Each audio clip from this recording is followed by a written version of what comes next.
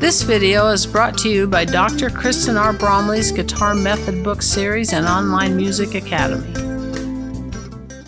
Hi, I'm Dr. Kristen Bromley. Welcome to my online academy. It's so great to have you joining me here in these online lessons. It's a Theory Thursday, and I love music theory. I love fretboard theory. I am delighted to bring this lesson, this entire course to you. So, pretty great. Now, in this lesson, we're going to take a look at the Phrygian mode, which is the third mode of the major scale. We're going to look at how to play that along the fretboard. Of course, this overlaps with some of the scale forms that we use to play the other modes of the major scale. So if you haven't seen the last couple of lessons, you may want to check those ones out. At least 2 lessons ago, where I go through the Ionian mode, the major scale, sort of a refresher on that.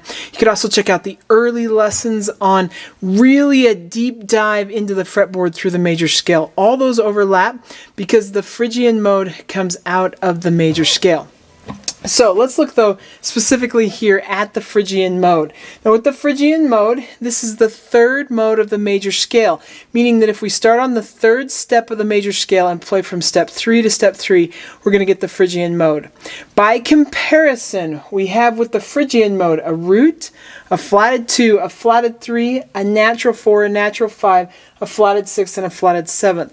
So by comparison to the major scale, we've got a flatted 2, a flatted 3, a flatted 6, and a flatted 7. That's the unique combination of pitches that we get for the Phrygian mode.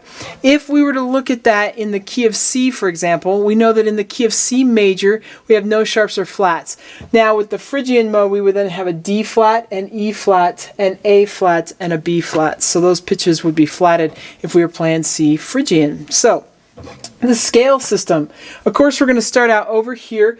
On the left, I have 1 octave of the single major form, and that one starts with our index finger. And then we go over to the other side, and we have another option for playing a single octave version of the Phrygian mode. And this one starts with the ring finger. That's probably the finger you're going to use. So if I start with this one here on the left, and I'm just going to demonstrate this right in the middle of the neck. So I'll just do it right here on A. My index finger on A. With that index finger on A, if I play through this mode, it sounds just like that with this single octave form. Now, we've learned about this in previous lessons, but we can take a single octave form like this and we can transfer it to other sets of strings or other groupings of strings. So if I play this one here in A, I can then transfer it to the 5th string. I'm going to be in the key of D now, but I can play D Phrygian.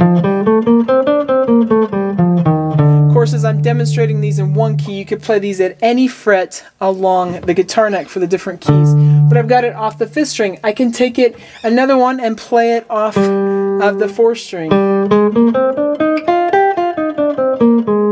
Now, as I'm doing it with that one, anytime we get to that 2nd string, whatever we're playing on that we would play otherwise in that position within the form is going to be a fret higher. So everything shifts higher when we get to that second string. So there in that with that root on the 3rd string again.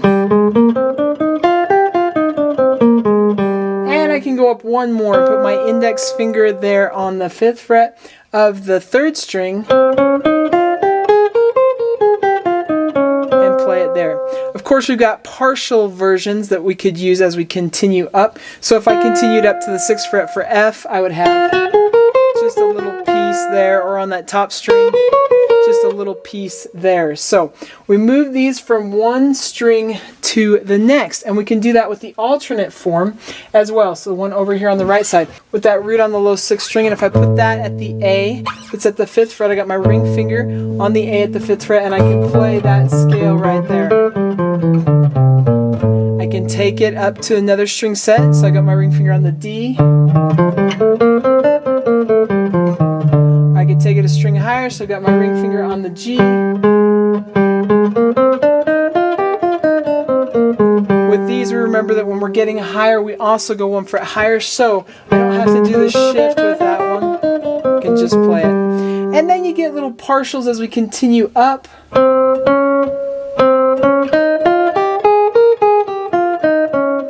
Just that much there, and of course I could go up higher. Or so just little pieces that you can get. But we've got that single octave form, and we have for this one 4 different string sets that we have the entire octave, the single octave form, and then on that one we have the 3 different string sets. It's really great to just go ahead and play through all the positions just learning the single octave form. Gets it in the ear, gets it under our fingers. But we have also learned in previous lessons, and we're going to learn in this lesson, how we can combine these 2 forms together to create 5 positional forms. And what's amazing is that all the modes within the major scale, all 7 modes of the major scale, can use the same 5 forms. So if you've looked at any of the previous lessons of late where we've been working on the modes of the major scale, then you'll know these 5 forms. They're starting to become familiar. It's where we start within that form that gives us the mode that we're playing. So I've kept the form numbers the same as they were for the major scale, which is the one that we did first, the Ionian mode. So we still got 1, 2, 3, 4, 5, or 1, 3, 5, 2, 4. Those numbers are still the same. But within this, we've got our root markings there, and we can see the different forms of this scale. If I go to the one where this is on the lowest string right here, which is scale form 5, we see that we have this first form of our single octave scale where we can play it through on those low strings. And then we get to this string here, we've got that higher root, we switch to this form, the alternate form, we play through it. Now, what we do is fill out the entire position, so we can switch back to this form here when we have just a piece of it on that top string, and we come back down. So that's how the form works. And then we end up with 5 of them that fill out the entire fretboard, and I got those 5 here. Now, it's perhaps first most useful to take a look at how this one, if we look down here at scale form 5, how all we're doing is moving each one of these notes to the next string. We're just switching up those string sets with this. So scale form 5 with that index finger down there starts on that low 6th string. If we come over to scale form 1, everything has been moved 1 string higher. Our low root is now on the 5th string. If we come up to scale form 2, it's now on the 4th string, and then 3, it's on that 3rd string, and we've of course got that low root there. Everything moves higher again with that 4th string, and then we're back to scale form 5. So that's how they work. And then they sit next to each other in the 1, 3, 5, 2, 4 combination, and we come back around to scale form 1 after we get to 4 there.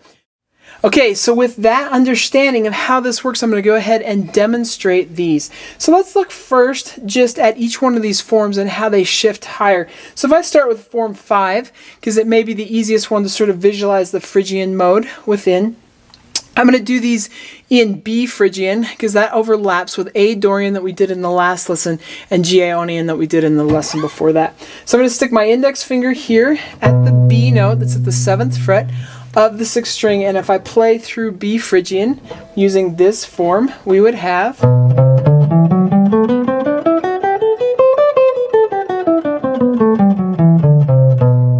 and now if everything shifts to a string higher with form 1, I'm going to stick my index finger at the B that's at the 2nd fret of the 5th string, and we'd have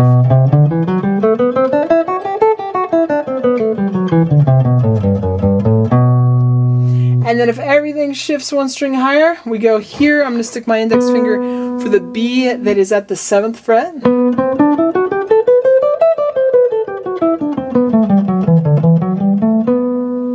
And everything goes a string higher. My index finger then at the B that is at the third string, and that's at the 4th fret there.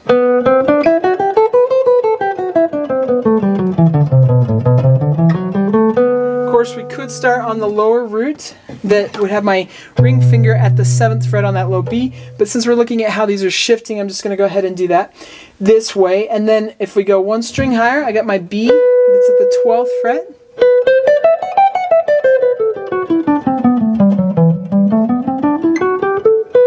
Just like that, and then we come back around. So that's how they are rotating. So let's take a look then at how these forms stack up next to each other along the fretboard. Again, we'll do this in B Phrygian. So I'm going to stick my index finger at the 2nd fret on the 5th string, and we'll play B Phrygian here, starting with this form.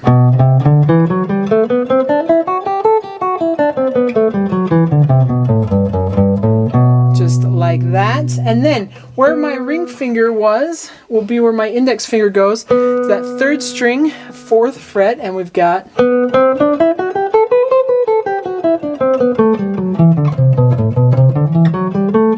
just just like that. Where my pinky was, or where my ring finger was, is now where my index finger is going to go. So the 7th fret of the 6th string, 7th fret of the top string, and we'd have...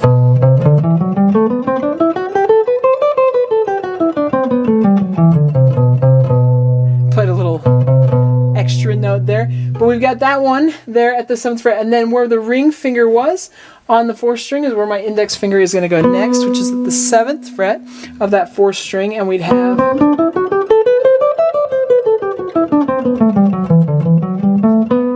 just like that. And the pinky was at the 12th fret, and so at the 12th fret I'd stick my index finger.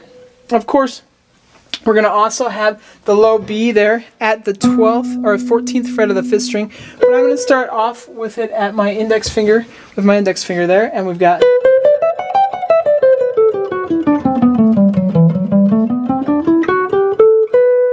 just like that. And then of course we start over with where this one was here, comes around to where our index finger is going to be at that 14th fret. And it's as simple as that, and we fill out the entire fretboard using the Phrygian mode.